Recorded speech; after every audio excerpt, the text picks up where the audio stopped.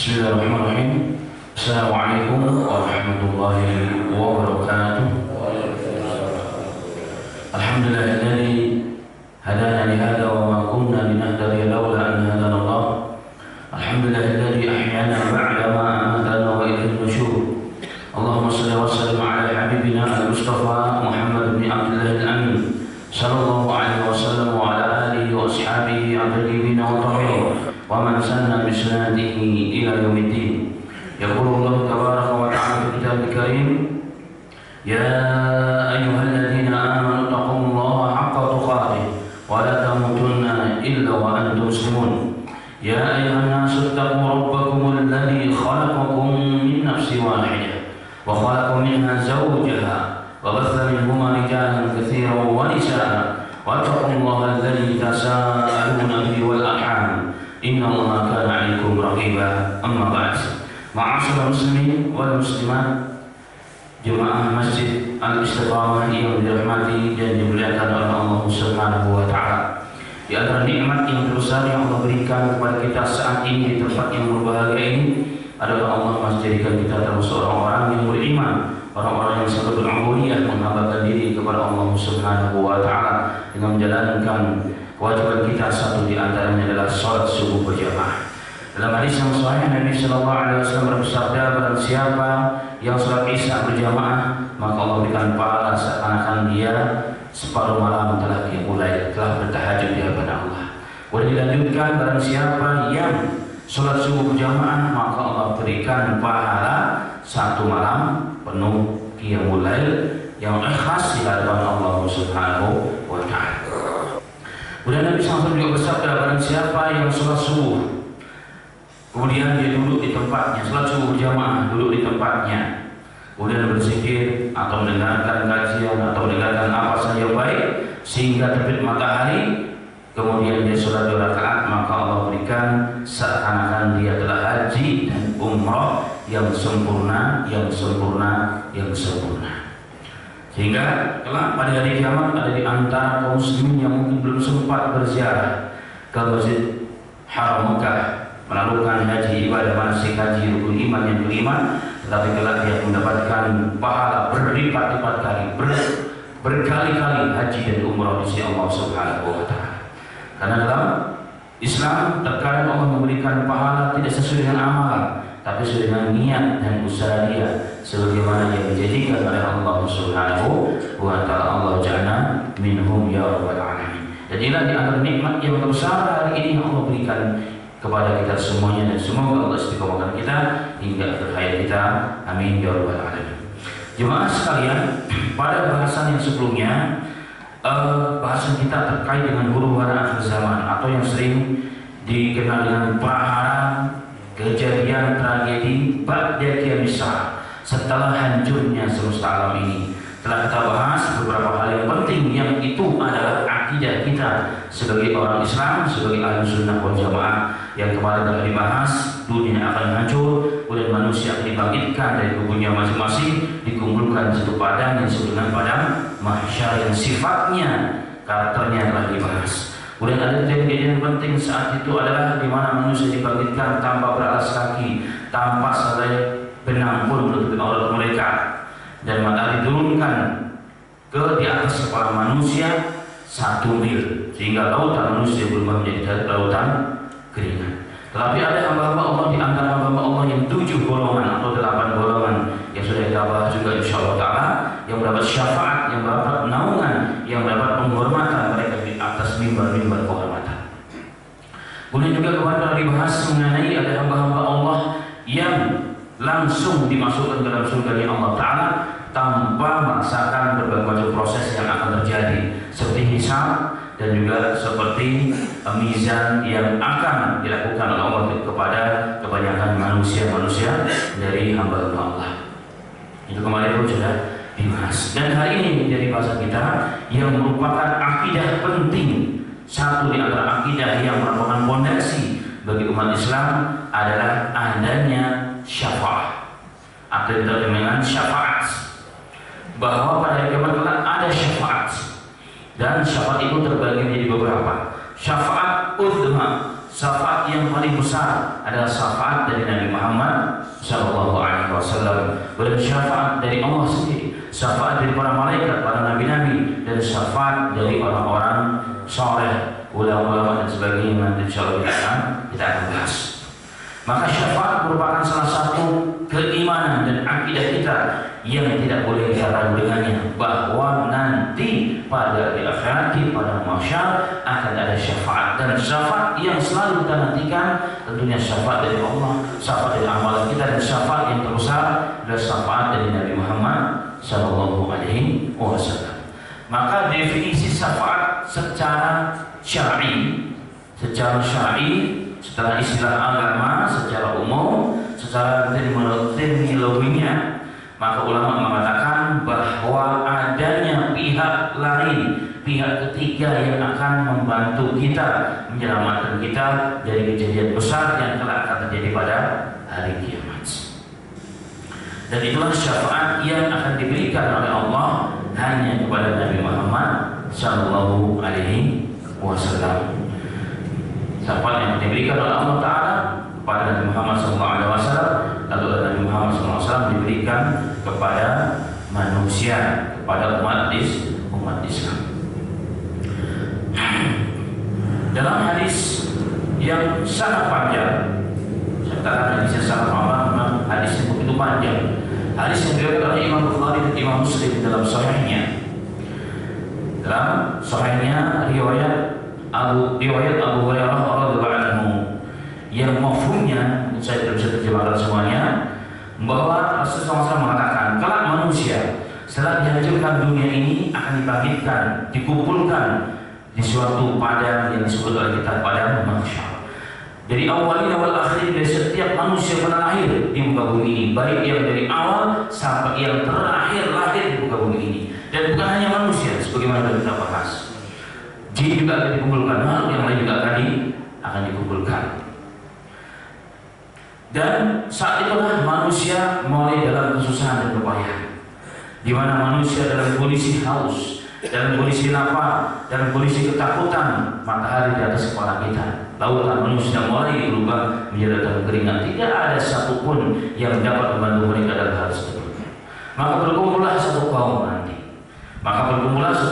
Di mana mereka berbicara. Lalu kepada siapa kita harus berani meminta syafaat, meminta bantuan agar Allah meringankan, menghilangkan beban dan masalah, kesulitan, musibah yang besar yang sedang kita hadapi ini.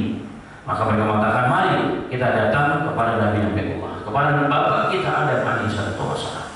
Maka setelah mereka bersusah payah, maka mencari Adam alaihissalam di padang mahsyar, maka bertemulah dengan Adam alaihissalam dengan ciri-ciri yang sangat jelas.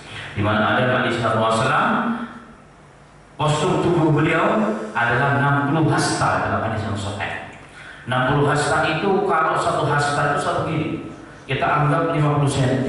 Jadi berapa itu? 30 meter. Lebarnya 3 sampai 4. Itu Bapak kita Adam alaihissalam. Dan nanti kita semua pun insya Allah dalam hadis yang sahih juga, kita semua nanti akan, jika masuk surga, maka dimasukkan dalam surga, dan postur besarnya postur tubuh kita sebagaimana Bapak kita Adam alaihissalam. Jadi bapak-bapak atau kita yang bernasib jadi orang Melayu, orang Indonesia maupun Melayu ini, Indonesia, Malaysia, Thailand dan sekitarnya, insya Allah kita akan nanti berubah menjadi sosok manusia yang gagah perkasa. Ya, ditampilkan dengan penampilan ciptaan yang begitu sempurna di hadapan Allah. Yang mungkin kita matanya sipit menjadi tidak sipit, yang hidungnya pesek insya Allah menjadi tidak pesek, yang hitam kelam insya Allah nanti jadi manusia. Itu janji Allah Subhanahu wa Ta'ala. Dalam beberapa hadis yang kita akan bicara. Sehingga dalam satu majelis kami dahulu, Syekh pernah bercerita mengenai surga. Ya, teringat sekali. Maka berdirilah salah seorang teman-teman kita, ikhwah kita dari Afrika, bertanya, ya Syekh, mohon maaf saya bertanya. Dari tadi Syekh bercerita mengenai masuk surga, ketampanan laki-lakinya, kecantikan perempuannya dan seterusnya. Lalu kita bagaimana nanti yang kebetulan Allah ciptakan dengan kulit yang hitam, bukan karena kami nggak mandi, tidak, tapi memang begini dari Allah. Apakah nanti Allah merubah nasib kami menjadi sebagaimana umumnya dikatakan insya Allah iya, itu janji Allah dan janji Rasul Sallallahu Alaihi Wasallam. Maka teman-teman tersebut, ini nikmat yang dan harap kami yang terbaik. Maka ini janji Allah kepada kita semuanya. Maka Nabi Adam dengan ciri khasnya dapat dipahami oleh seluruh manusia saat itu. Maka ketika berhadapan dengan Nabi Adam alaihissalam, maka kaum tersebut mengatakan, ya Nabi Allah, ya Nabi Allah, engkau adalah bapak kami. Asbabmulah engkau keluarkan kami dari surga, sehingga kami menerima dan mengalami masalah musibah yang seperti ini. Apakah kau tidak melihat bagaimana kondisi kami hari ini dalam kesusahan dan kepayahan, haus, lapar, berdiri, desak-desakan dan seterusnya? Maka barulah kami berikan syafaat kepada Tuhanmu agar Allah meringankan beban kami. Maka dia mengatakan, sesungguhnya hari ini Allah telah murka dengan kemurkaan yang belum pernah murka sebelumnya, dan aku takut untuk itu. Sesungguhnya aku pernah berbuat dosa. Allah melarang aku untuk mendekati suatu pohon, bahkan aku tidak mendekati, bahkan memakan buahnya. Aku takut. Hari ini adalah nafsi. Hari ini adalah urusan setiap orang sibuk harus dengan sibuk urusan masing-masing. Silakan. Aku tidak ada kuasa untuk memberikan bantuan dan syafaat kepada kalian. Pergilah kalian ke Nabi Nuh alaihissalam. Maka dengan kecewa, dengan muka yang bersedih mendudukkan kepala mereka berjalan terus mencari Nabi Allah Nuh alaihissalam yang merupakan Rasul yang pertama dari umat manusia ini. Setelah bertemu, maka mereka pun mengatakan sebagaimana yang dikatakan kepada Adam alaihissalam, memujinya, mengangkat Nabi Nuh, engkau adalah hamba yang disebut dengan hamba yang bersyukur, yang beribadah kepada Allah Subhanahu wa Ta'ala. Maka tolonglah kami ya Nabi Allah Nuh. Ya Nabi Allah Nuh, tolonglah kami dalam kondisi yang seperti ini. Kami begitu haus, kami begitu susah, kami takut dengan kondisi yang kami hadapi, kami tidak mampu lagi ya Nabi Allah. Maka Nabi Nuh alaihissalam bermengatakan, hari ini Allah telah murka kepadaku dengan kemurkaan yang belum pernah murka sebelumnya. Hari ini aku takut kepada Allah Subhanahu wa Ta'ala. Sesungguhnya setiap nabi diberikan doa yang mustajabah di dunia, dan aku telah menggunakannya untuk menghancurkan kaumku, sebagaimana disebutkan dalam surat Nuh. Nabi berdoa, ya kaum, ya Rabbi, la tadar minal ardi dayyara. Ya Rabb, jangan kau biarkan di muka bumi ini satu rumah pun kecuali kau hancurkan, kau tenggelamkan, kecuali orang yang beriman kepada Allah Subhanahu wa Ta'ala. Ini aku takut. Harusnya doa ini aku simpan untuk hal ini, tapi telah ku gunakan ketika aku hidup di dunia. Aku takut kepada Allah. Nafsi ini setiap orang urusan mengurusi tanggung jawabnya sendiri di hadapan Allah Subhanahu wa Ta'ala. Maka kalian pergilah ke Nabi Ibrahim alaihissalam. Maka mereka menangis dengan sedih, dengan muka yang penuh dengan kesedihan, gundah-gundah, mencari Nuh dengan susah payah. Setelah ketemu, maka hasilnya sama sebagaimana yang didapat ketika berjumpa dengan bapak kita Adam alaihissalam. Maka setelah susah payah mereka pun bertemu dengan Ibrahim alaihissalam. Nabi Ibrahim pun mengatakan hal yang sama setelah mereka mengatakan apa yang dikatakan kepada nabi-nabi sebelumnya. Beliau takut, aku takut hari ini. Kenapa? Allah telah murka dengan kemurkaan yang besar yang belum pernah kemurkaan tersebut kecuali pada hari ini kurasakan. Sesungguhnya aku pernah berbohong kepada Allah 3 kali. Yang pertama, ulama mengatakan yang dimaksud dari Ibrahim ini adalah bohong yang 2 hal untuk Allah. Apa yang dimaksud untuk Allah? Ketika kaumnya mengajak Ibrahim untuk sama-sama merayakan perayaan yang melanggar syariat, perayaan tahunan, maka Ibrahim berdoa mengatakan, ini sakit, aku sakit, aku nggak bisa pergi dengan kalian. Yang dimaksud Ibrahim bukan sakit badannya, tapi sakit hati melihat perbuatan kaumnya. Yang kedua adalah apa? Ketika Ibrahim ditanya oleh Namrud. Jadi ketika kaumnya meninggalkan kampungnya, meninggalkan patung-patung sembahan Allah, ternyata Nabi Ibrahim menghancurkan mereka dengan kapaknya. Disisakan yang paling besar. Maka setelah ditanya Nabi Ibrahim oleh Namrud dan tentaranya ditanya, siapa yang menghancurkan patung-patung ini Tuhan kami ini? Maka Ibrahim mengatakan, yang menghancurkan Tuhan kalian adalah kabiruhum, adalah patung yang paling besar. Itu buktinya di lehernya ada kapak yang besar. Itu kata Nabi Ibrahim. Ini satu kebohongan secara tauhid. Satu kebohongan. Yang ketiga adalah ketika Nabi Ibrahim ditanya oleh Fir'aun. Ketika Ibrahim berjalan, bersafar siarah bersama istrinya yang pertama, yaitu Sarah alaihissalam dari Palestina sampai ke Mesir. Dan Mesir saat itu namanya juga Fir'aun rajanya, tapi bukan Fir'aun di zaman Nabi Musa, beda. Karena kecantikan Sarah alaihissalam begitu luar biasa, maka Fir'aun tertarik dengannya. Maka diberikanlah nasihat, diberikanlah wejangan kepada istrinya, wahai istriku, jika nanti aku dipanggil dan kau dipanggil oleh raja ini, raja yang kelihatannya suka dengan kamu, katakan siapa aku, katakan aku adalah saudaramu. Dan jika aku ditanya oleh Fir'aun siapa engkau, maka dia adalah saudariku. Saudari yang dimaksud apa? Saudari Muslim. Dan beliau mengatakan hari ini tidak ada Muslim di dunia aku dan engkau, maka kita secara akidah adalah saudara. Maka ini tidak bohong sebenarnya, tapi dianggap oleh orang lain adalah satu kebohongan. Sehingga ulama mengatakan ibadah sesungguhnya tidak berbohong, tapi itu menganggap kebohongan. Ibadah menganggap itu adalah satu kebohongan, walaupun itu dibolehkan menurut syariat untuk menyelamatkan iman dan akidahnya saat itu. Maka Nabi Ibrahim mengatakan, aku telah pernah berbohong 3 kali di hadapan Allah, aku tak bari ini. Aku tidak memberikan syafaat kepada kalian. Pergilah kalian kepada Nabi Musa. Nabi Musa pun juga demikian. Nabi Musa ketakutan. Kenapa? Allah murka pada hari ini kepadaku sebagaimana tidak pernah murka sebelumnya dan hari ini kepadaku. Kenapa? Karena aku pernah membunuh orang Mesir, orang Kipti, di mana ketika beliau Nabi Musa alaihissalam keluar mau masuk ke kota Mesir saat itu, tiba-tiba lihatnya Bani Israel sedang berkelahi dengan kaum Kipti, namanya orang penduduk asli Mesir, namanya Kipti. Maka karena begitu kuat dan badannya, begitu hebat Nabi Musa ini, maka Nabi Musa ini melerai sebenarnya. Maka mendorong orang Kipti tersebut, orang yang Fir'aun didorong, tapi ternyata mati. Dengan dorongannya Fir'aun, begitu kuatnya luar biasa Fir'aun. Maka aku teringat dosa itu hari ini. Aku takut kepada Allah Subhanahu wa Ta'ala. Nafsi. Aku takut hari ini. Setiap kita mengurusi urusannya masing-masing. Subhanallah. Kemudian pergilah kalian kepada Nabi Isa alaihissalam. Dalam hadis Abu Hurairah, Nabi Isa tidak menyebutkan apapun, tapi Nabi Isa hanya mengatakan, aku tidak ada hak untuk memberikan syafaat kepada kalian. Pergilah kalian kepada Sayyidil Awwalin wal Akhirin, kepada penghulunya para Nabi dan Rasul, yaitu Muhammad bin Abdul Amin sallallahu alaihi wasallam.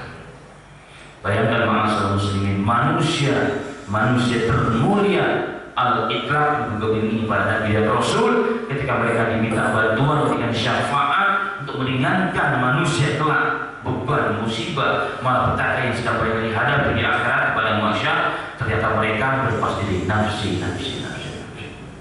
Itulah makna di antara firman Allah Ta'ala yang mengatakan bahwa setiap manusia itu harus bertanggung jawab atas dirinya masing-masing. Allah Ta'ala mengingatkan kita melalui lisannya Nabi Muhammad SAW bahwa kita ini nanti akan bertanggung jawab atas diri kita masing-masing.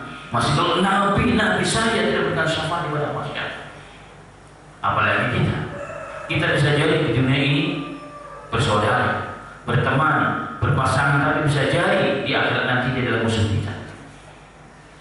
Istri suami yang begitu soleh, yang begitu tercinta, tidak ada hak untuk memberikan syafaat di padang mahsyar kepada istrinya yang dicintai. Begitupun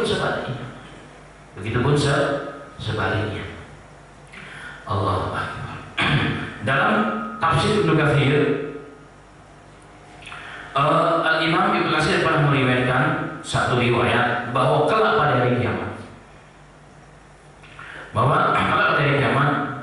ketika menjelaskan di kulli yauma ini bisa ini bahwa setiap manusia nanti akan disibukkan dengan urusan masing-masing, rasa takut yang ada di mereka teringat dosa-dosa pelanggaran yang mereka lakukan di dunia, sehingga mereka tidak ada hak untuk bantu siapapun.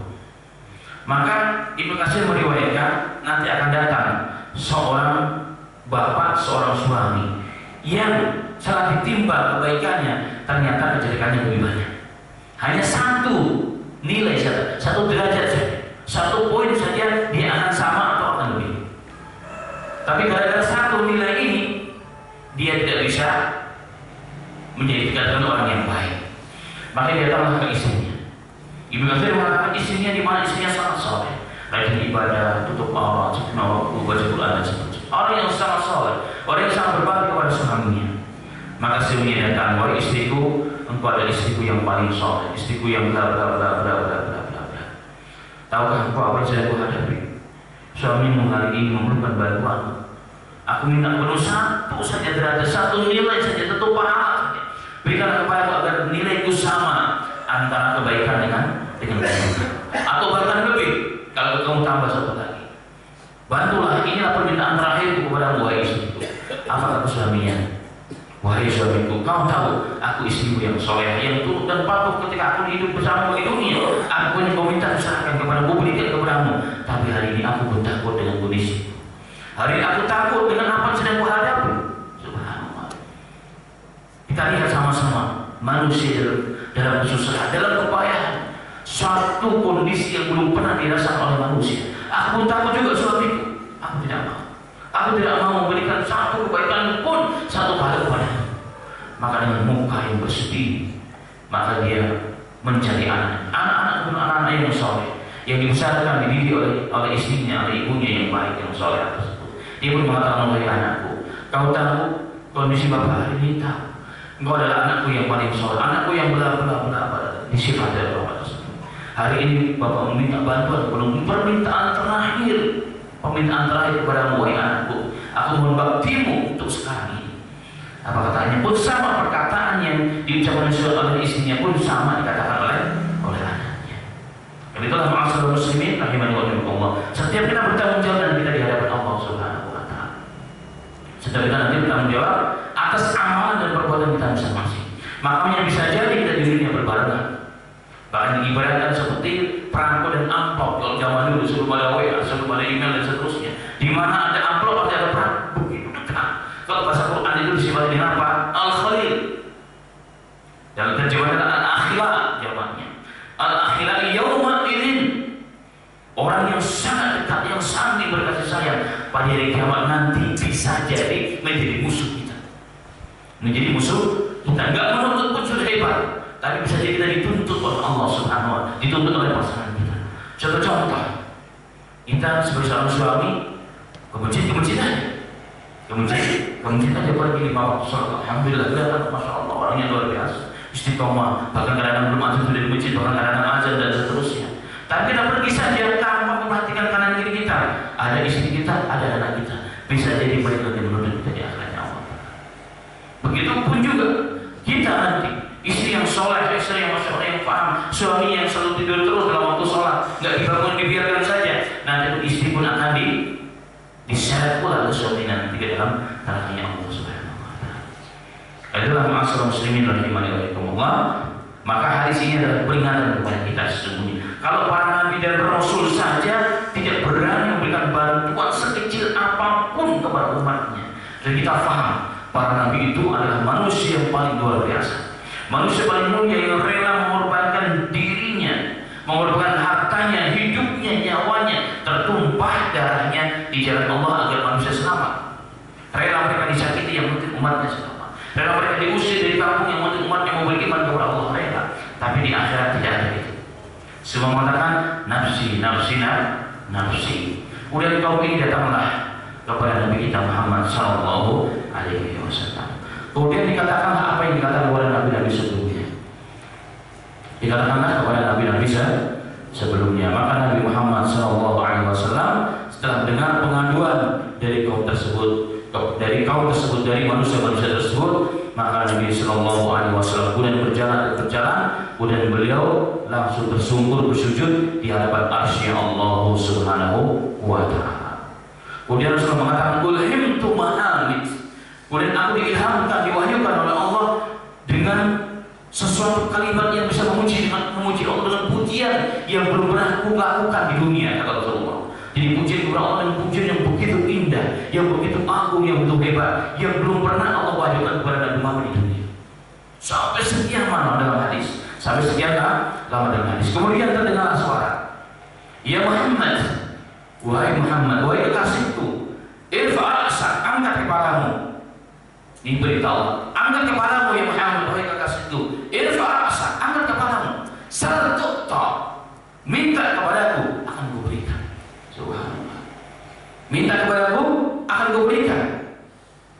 Itu kata Allah Subhanahu wa ta'ala.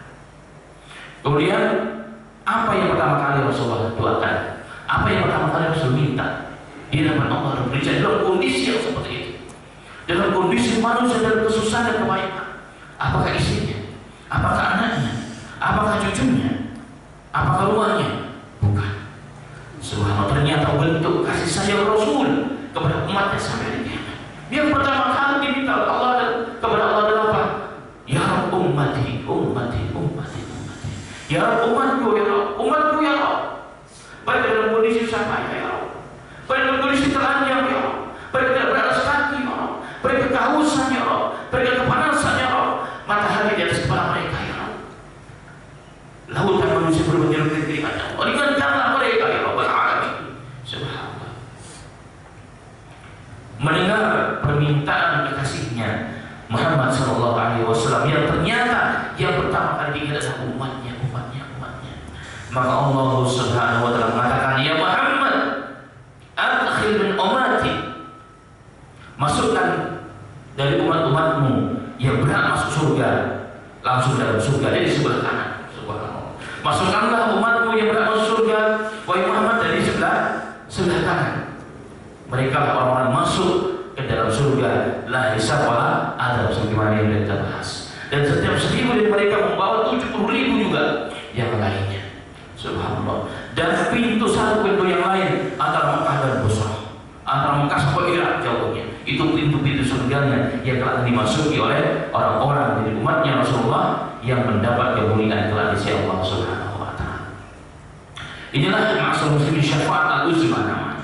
Syafaat yang diberikan oleh Allah kepada Nabi Muhammad untuk meringankan sebagian kaum muslimin yang mendapat ujian yang berat di akhiratnya Allah, sehingga mereka dapat dimasukkan dalam surganya Allah Ta'ala. Bayangkan Nabi kita begitu cintanya kepada umatnya.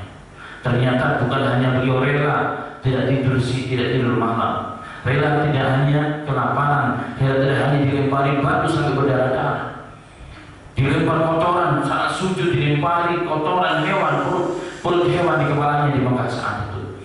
Bahkan giginya sampai rontok, mukanya pernah berdarah. Gara-gara apa? Gara-gara agar umat ini dapat beriman dan masuk surga. Ternyata bukan hanya itu, Rasulullah SAW kerelaan dirinya untuk umatnya adalah apa? Sampai di akhirnya Allah Subhanahu wa ta'ala. Subhanallah. Itulah kecintaan Rasul. Maka kita yang mengaku umatnya Rasul malu sebenarnya. Kalau kita tidak betul-betul beriman kepada Rasul, meyakini sunnah Rasul, menghidup sunnah Rasul dari ujung rambut sampai ujung kaki, dari tidur sampai tidur kembali, dari masuk ke Baitul Khala, kamar mandi sampai Baitullah Atiq. Kalau kita tidak mengikuti Rasul dalam segala hal kita malu di hadapan Allah Subhanahu wa ta'ala. Kalau saya ditanya, apa buktimu cinta kepada Nabimu? Yang gara-gara Nabimu kau selamat, kau menjadi orang yang mulia, menjadi orang hebat, masuk surganya Allah. Apa yang kita bisa jawab? Tidak ada. Hari ini pun kita masih malas menjalankan agama. Kita masih malas mengikuti sunnah Nabi Muhammad SAW. Inilah keyakinan kita Ahlussunnah wal Jamaah. Ini disebut dengan syafaatul kubra, syafaatul uzma, syafaat yang besar, syafaat yang agung, yang hanya, sekali lagi, yang hanya yang berhak adalah Nabi kita Muhammad SAW. Ini jenis syafaat yang pertama. Kemudian ulama juga mengatakan syafaat yang kedua adalah syafaat yang diberikan kepada ahli surga supaya mereka semakin cepat masuk surganya, supaya mereka semakin cepat masuk surganya, sehingga ringan hisabnya, ringan mizannya, langsung masuk dalam surganya Allah Subhanahu wa ta'ala. Yang kedua adalah syafaat bagi umatnya yang wajib masuk neraka karena dosa-dosanya. Dia muslim memang, tapi masih melakukan dosa. Maka dengan kasih sayang Rasulullah SAW, mereka dientaskan dari wajib masuk surga masuk neraka, kemudian diangkat menjadi masuk dalam surganya Allah Subhanahu wa ta'ala. Kemudian ada syafaat, bentuknya adalah untuk meninggikan derajat di surga. Yang tadinya mungkin derajatnya 1 menjadi derajatnya 10. Itu juga ada salah satu bentuk syafaat Nabi kita Muhammad Sallallahu Alaihi Wasallam. Kemudian bentuk syafaat yang terakhir dari syafaat Nabi Muhammad SAW adalah syafaat untuk ahli kafir. Hanya satu saja. Ini pengkhususan untuk satu orang. Syafaat untuk orang kafir dari neraka yang paling dalam diangkat menjadi neraka yang paling ringan, hanya untuk satu orang dalam hadis yang sahih. Dan ulama ittifaq itu yang dimaksud adalah pamannya Nabi Muhammad SAW, Abu Thalib. Hanya itu saja. Selainnya tidak. Ini khusus untuk pamannya Nabi Muhammad SAW, di mana beliau membela Rasulullah dari Rasulullah sebelum diangkat menjadi Nabi, semenjak dia masih kecil, kemudian sampai beliau meninggal dunia. Tapi saya tidak masuk Islam. Nabi Muhammad SAW mengatakan, Inna ahwana adabi ahli nar. Azab yang paling ringan bagi ahli neraka. Azab yang paling ringan bagi ahli neraka yang Allah peruntukkan, yang Allah siapkan bagi penghuni neraka yang paling ringan adalah ketika dia berdiri diberikan terompa. Dalam riwayat diberikan sendal. Dalam riwayat dia berdiri dan di belakang, di bawah kakinya. Kalau bapak pegang itu ada cekungan di kaki itu, telapak kaki. Itu dikasih kirkil, sedikit bara api kirkil dari neraka, maka otaknya mendidih. Bayangkan otak bisa mendidih karena saking panasnya. Otak sampai mendidih. Kalau kita kena api paling bakar, otak nggak sampai mendidih. Ini otak sampai mendidih, bayangkan. Allah Akbar. Kemudian orang yang mendapatkan azab yang paling ringan ini mengatakan, sesungguhnya ini adalah azab yang paling berat yang Allah timpakan kepada penduduk neraka. Padahal kata Rasulullah, wa innahu la'ahwan 'ala bi'alina. Padahal itu adalah serendah-rendah, seringan-ringan azab bagi ahli neraka. Ini khusus untuk para kafir, saudara dan tidak untuk yang lain. Ini hadisnya sahih dan ini ittifaqul ulama yang dikatakan sallallahu alaihi wasallam. Inilah maksudnya syafaat yang nanti akan diberikan oleh Allah Subhanahu wa taala. Tetapi ada syarat orang-orang yang dapat diberikan syafaat oleh Nabi Muhammad SAW adalah orang yang muwahhid, yang tidak pernah merasakan dosa syirik kubro. Jadi orang yang mendapatkan dalam hadis-hadis diterangkan yang kesimpulannya bahwa nanti umat-umat selain yang jenis terakhir tadi yang akan mendapat syafaat dari Nabi kita Muhammad SAW, syaratnya adalah apa?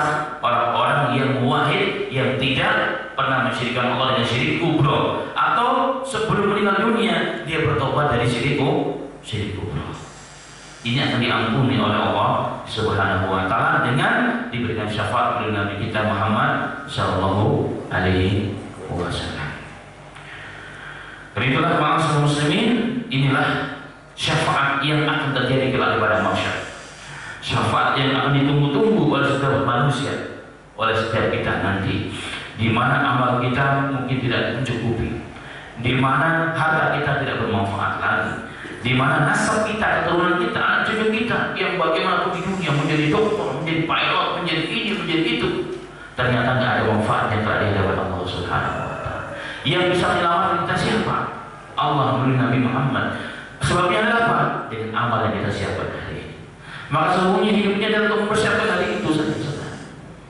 Bagaimana kita bisa mendapatkan syafaat itu, bisa mendapatkan syafaat yang dijanjikan oleh Nabi Muhammad Sallallahu Alaihi Wasallam.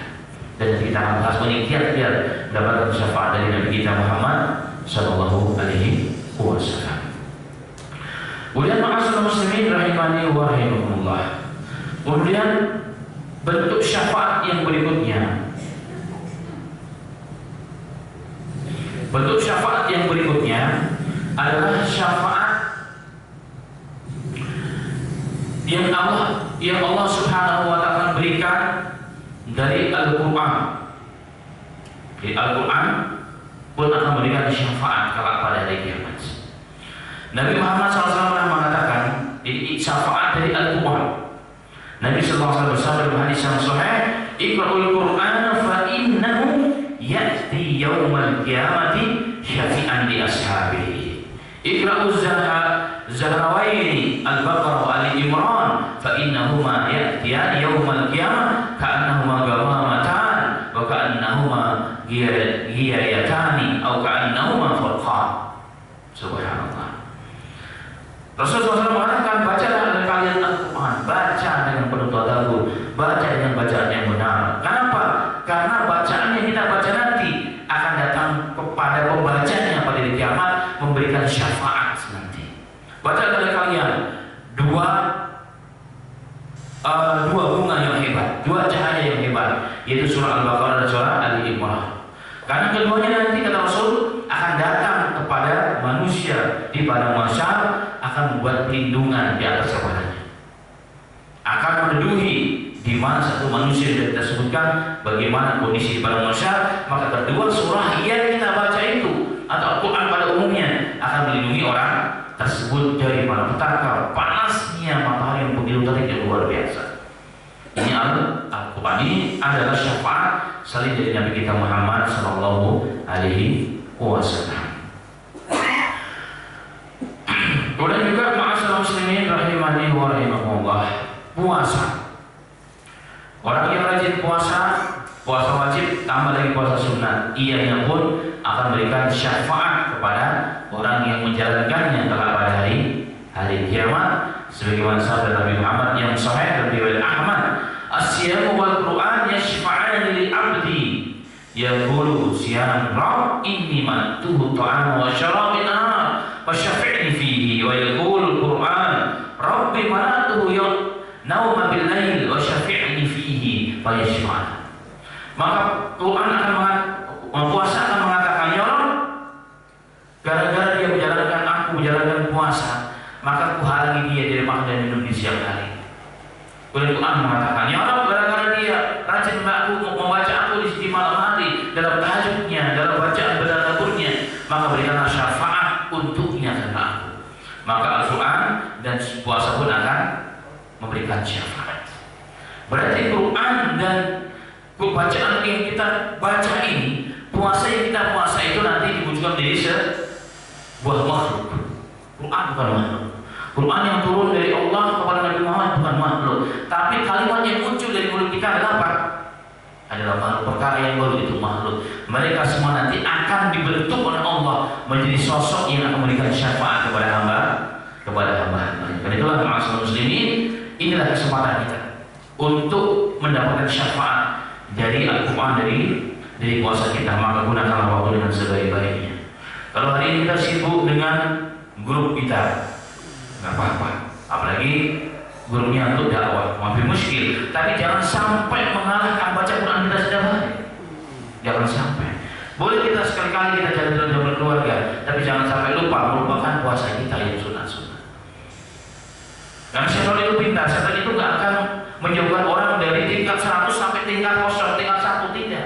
Tapi setan itu menjauhkan dari tingkat 100 ke 99, kemudian ke 80, ke 80, 98 sampai pada tingkat 1 baru dendam kita ke nerakanya Allah. Artinya apa? Setan itu pintar menyibukkan manusia dari yang agama banget kepada yang bau-bau agama. Laksana lama-lama yang sama sekali nggak ada agamanya, sama-sama dalam kebatilan, dalam kesesatan dan seterusnya. Maka jangan sampai terlalaikan grup yang kita punya. Jangan melalaikan yang menjadi inti kita hidup dunia. Itu apa? Untuk menyiapkan bekal yang lebih utama, yaitu diantaranya membaca Al-Quran. Maka baca Al-Quran sebanyak-banyaknya, dan kita berharap kepada Allah agar kita nanti diselamatkan oleh Allah dari musibah malapetaka yang begitu dahsyat kelak pada hari akhirnya Allah Subhanahu wa Ta'ala. Kemudian jenis syafaat yang berikutnya, di antara jenis syafaat yang berikutnya adalah syafaat dari seorang anak yang meninggal dunia sebelum dia balik. Maka Rasul mengatakan orang yang punya anak 3 meninggal dunia sebelum balik, maka itu adalah simpanan bagi orang tuanya. Itu simpanan bagi orang tuanya, itu simpanan bagi orang tuanya. Bagaimana kalau dua ya Rasul? 2 juga. Bagaimana kalau 1 ya Rasul? 1 juga. Yang penting orang tuanya itu ikhlas menerima takdir itu. Maka di antara kita yang punya anak meninggal dunia yang sudah kita harapkan bertahun-tahun, qadar Allah setelah lahir tidak lama meninggal dunia. Subhanallah. Maka jika kita ikhlas karena Allah, mereka nanti akan menjadi simpanan kita. Apa yang dimaksud simpanan? Dan hadis yang cukup banyak. Mereka setelah meninggal dunia dibesarkan di surga oleh Ibrahim. Dan beberapa riwayat, dan mereka nanti akan muncul di hadapan kita nanti. akan muncul pada hari kiamat ketika ada bapak dan ibu yang masuk neraka dengan dosa-dosanya. Bukan sibuk ngurusin anak di dunia sampai lupa akhiratnya, karena agamanya lemah, imannya lemah, ilmunya kurang, sehingga dia melupakan kewajibannya mencari nafkah yang dianggap kewajiban, betul kewajiban mencari nafkah, tapi sampai lupa sholatnya, sampai lupa puasanya, sampai lupa baca Qur'annya, apalagi sholat sunnah, apalagi sunnah, apalagi siang sunnah, lupa. Mereka akhirnya masuk neraka dengan dosa yang dilakukan. Tapi kata Rasulullah SAW, maka anak yang meninggal dunia dan orang tuanya ikhlas nanti mengatakan, ya Allah, jangan kau biarkan bapak dan ibuku yang masuk neraka, ya Allah. Lalu pergi, ambil bapak. Subhanallah. Maka dalam hadis dikatakan, bapak dan ibunya ditarik dengan kuat oleh anak yang tersebut dibawa ke dalam surganya Allah Subhanahu wa Ta'ala. Inilah di antara jenis syafaat. Ini dia juga jenis syafaat yang nanti akan diberikan bagi orang-orang yang diberikan kesempatan oleh Allah Subhanahu wa Ta'ala yang tidak boleh disengaja. Tidak boleh disengaja. Jadi anak yang mati amal kita sengaja, nggak boleh disengaja. Apa maksud sengaja? Banyak. Orang-orang jahiliyah dahulu kalau punya anak perempuan dibunuh. Kenapa? Membuat malu. Atau takut kita miskin dan sebagainya, atau usahakan. Atau dalam kandungan dibunuh juga tidak diperbolehkan. Pak dokter mengatakan, bapak ini dipilih nih, bapak nih mau pilih bapak tuh memilih istri tuh pilih anak. Kadang-kadang begitu ada kejadian peristiwa seperti itu. Artinya kalau mau pilih anak, ya ibunya berarti harus mati begitu. Kalau mau pilih anak, kalau belum pilih ibunya, anaknya harus dimatikan. Kalau secara fikih agama nggak diperbolehkan. Mengharap hidup satu orang, tapi membunuh satu orang, itu nggak dibolehkan. Karena hidup dan mati adalah kuasa Allah Ta'ala. Berapa banyak orang yang divonis mati dan ternyata hidup sampai hari ini secara luka tidak kenapa-kenapa, maka nggak diperbolehkan. Maka membunuh itu termasuk membunuh sengaja, itu diharamkan oleh Allah Subhanahu wa Ta'ala. Kemarin saya dapat ditanya oleh seorang ibu-ibu dalam kajian dan juga secara WA, pertanyaannya mirip. Apa hukumnya Ustaz, saya mendapat amanah dari orang, ada tetangga saya bla bla bla bla bla, ala kulihal intinya dia telah melakukan hubungan menyebabkan hamil di luar nikah. Apakah boleh dibunuh? Katakan tidak boleh. Kalau dia membunuh 2 kali, dia bukan dosa. Dosa berzina, dosa besar, tidak diampuni oleh Allah, tidak bertobat. Dan dosa membunuh itu dosa besar di hadapan Allah Subhanahu wa Ta'ala. Ini namanya membunuh. Anak nggak ada salah. Yang salah bapak ini, orang tuanya yang salah. Tidak ada istilah anak sini itu, tidak ada. Semua manusia sama di hadapan Allah Subhanahu wa Ta'ala. Maka mereka sudah ada kesempatan hidup, nggak boleh kita bunuh. Dengan sengaja itu diharapkan oleh Allah Subhanahu wa Ta'ala. Artinya orang-orang yang menerima takdir bahwa anaknya meninggal di masa kecil, maka insya Allah mereka menjadi simpanan kita pada hari kiamat. Menolong orang tuanya. Yang penting satu, orang tuanya bertahan menjaga iman dan akidahnya, jangan sampai tergadaikan akidah kita, jangan sampai kita jual agama kita gara-gara perkara yang remeh-temeh sampai mati. Itu syaratnya. Jadi tetap jadi orang yang mu'ahid, menjadi ahlu-sunnah wal jamaah. Insya Allah akan mendapat rahmat dari Allah dengan diberikan syafaat Allah Subhanahu wa Ta'ala. Jemaah.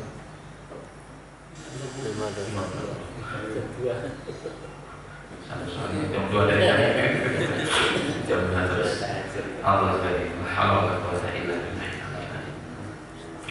kemudian ma'asyiral muslimin rahimani wa rahimakumullah.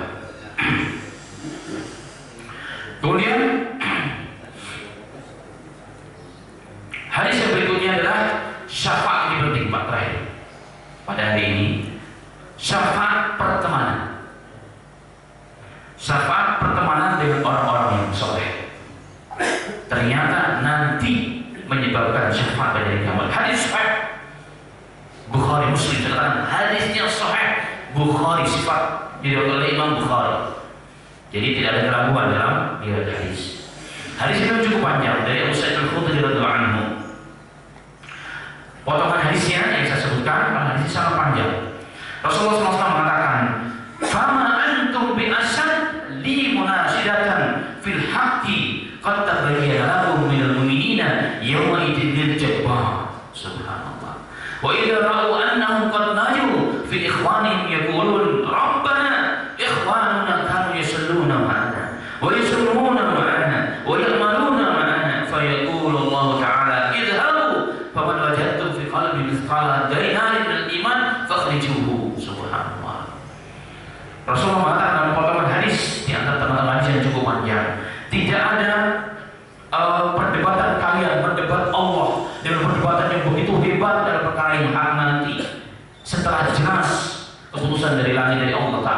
pada hari kiamat yang kalian akan lakukan kepada saudara-saudara kalian, kepada teman-teman kalian. Jadi tidak ada perdebatan kita memohon kepada Allah Subhanahu wa taala, perdebatan itu luar biasa. Perjuangan yang luar biasa di hadapan Al-Jabbar yang Maha Perkasa Allah Taala. Kecuali apa? Teman-teman yang tadinya teman dekat, yang tadinya seperti tadi saya katakan khalil, seperti perangko dan amplop, gak bisa dipisahkan di mana-mana. Ternyata satunya masuk surga, satunya masuk neraka. Maka yang masuk surga datang kepada Allah, ya Rabb, teman-teman kami ya Rabb, di mana sekarang? Kami di surga, teman-teman kami di mana sekarang? Mereka sholat bersama kami di surga. Mereka puasa bersama kami, yang mulai di bulan Ramadan bersama kami, bahkan haji bersama kami, dan jalan-jalan bersama kami juga. Karena kami di surga, mereka di neraka. Subhanallah. Ini pertemanan yang baik. Pertemanan karena Allah Subhanahu wa taala. Maka kata Allah yang sudah kalau begitu, idhabu ila nar, pergilah kalian ke dalam api neraka. Tidak di surga disuruh masuk dalam api neraka, tapi tidak di surga dinginnya Allah, tidak kena panasnya api neraka. Dan ternyata teman-teman yang sholat bersama teman tadi masuk surga, bekas wudunya, bekas sujudnya di dunia Allah sehingga mereka tidak kebakar, sehingga masih dikenali. Maka Allah mengatakan, siapa saja yang kau kenal dari bentuk dohirnya yang ada di surga, yang ada di neraka, keluarkanlah ke dalam surganya Allah Subhanahu wa taala. Sekecil apapun, dalam khulasa hadis ini, dalam sebuah hadis, sekecil apapun ada iman dalam diri mereka dan mereka kalian kenal, maka masukkan ke dalam surganya Allah Subhanahu wa taala. Ini syafaat pertemanan, hadis yang sahih. Saya baca ini secara singkat dan secara kesimpulan karena panjang sekali. Artinya ma'asyiral muslimin, kita bersyukur kepada Allah, di mana Allah kumpulkan kita. Ini pertemanan kita semua saudara, jemaah kita. Ini jemaah kita karena Allah Taala. Bersyukur kepada Allah. Di luar sana juga banyak majelis apalagi dari taat begini. Banyak majelis di sana, tapi kebanyakan majelis lain bukan karena Allah. Alhamdulillah kita semua di sini dikumpulkan minimal setiap minggu sekali, minimal untuk taklim, dan lima kali setiap jemaah. Ini nikmat Allah yang besar. Kita tata di teman-teman kita. Supaya apa? Dan seandainya ada teman kita yang masuk neraka, kita ingat, oh si Fulan, dia sudah bersama saya, bahkan di saat awal, bahkan di dalam saya. Sekarang kemana dia? Di neraka. Maka selamatkan dia di hadapan Allah. Bahkan seandainya bapak-bapak coba saya nggak ada di surga, masuk neraka, ambil sih. Dan jemaah sekalian, kita nggak pernah tahu akan hidup kita. Makanya kita bersyukur kepada Allah Subhanahu wa taala. Pertemanan ini pertemanan yang sangat indah. Pertemanan ini ikat oleh agama. Pertemanan ikat oleh agama harus dipertahankan sampai akhir hayat kita. Sehingga sehingga buahnya nanti subhanallah berikan syafaat oleh Allah Subhanahu wa taala melalui kita kepada teman-teman kita yang kurang bernasib baik, yang masuk nerakanya Allah Subhanahu wa taala. Maka jaga pertemanan. Jaga pertemanan yang baik. Berkomunitaslah dengan komunitas yang baik, yang mengingatkan kita kepada akhiratnya Allah Subhanahu wa taala. Jika kita lupa diingatkan, jika kita sesat dibawa pada kebenaran. Maka ketika teman kita itu salah, teman yang baik mengingatkan. Itu baru teman yang benar. Teman sejati itu apabila kita salah, kita diingatkan. Kita sesat, kita dibawa kepada kebenaran. Ditegur, diingatkan. Maka teguran teman itu adalah bentuk apa? Kasih sayang. Maka jangan pernah marah kalau ditegur, karena dia sayang kepada kita. Orang yang gak sayang gak peduli, mau ente sesat, mau ente benar gak benar sholatnya dilihat. Tapi karena pedulinya kita kepada teman kita, maka diingatkan. Itulah pertemanan yang sejati. Jika kurang, kita beri. Kita perlu pertolongan, kita tolong. Maka insya Allah yakin bahwa Allah akan berikan pertemanan ini dengan yang kita jaga ini, yang kita rawat hingga kaya kita membuahkan hasil. Itu apa? Syafaat yang Allah berikan melalui kita, melalui pertemanan yang baik, pertemanan karena iman. Semoga Allah menjawab pertemanan ini semua jemaah kita hingga ke hayat kita ya Rabbal Alamin. Kita akan insya Allah mendapatkan salah satu bentuk jenis syafaat di akhirnya Allah Subhanahu wa taala. Ini proses syafaat ini sebelum adanya hisab, sebelum adanya mizan. Ini proses kejadiannya. Demikian mungkin yang disampaikan pada pagi berbagi ini, dan masih banyak hal yang bisa dibahas terkait dengan syafaat, tapi insya Allah kita lanjutkan pada bulan berikutnya jika Allah masih berkehendak. Insya Allah. Benar dari Allah Subhanahu wa taala yang Muhammad telah menyampaikan, dan salah dari saya dari syaitan, jadi kepada Allah dan dimaklumi. Khus masafah dan makanan, ambil yang baik dengan yang tidak baik. Saya kembalikan kepada pembaca Al-Fatihah. Alhamdulillah, saya kembali kasih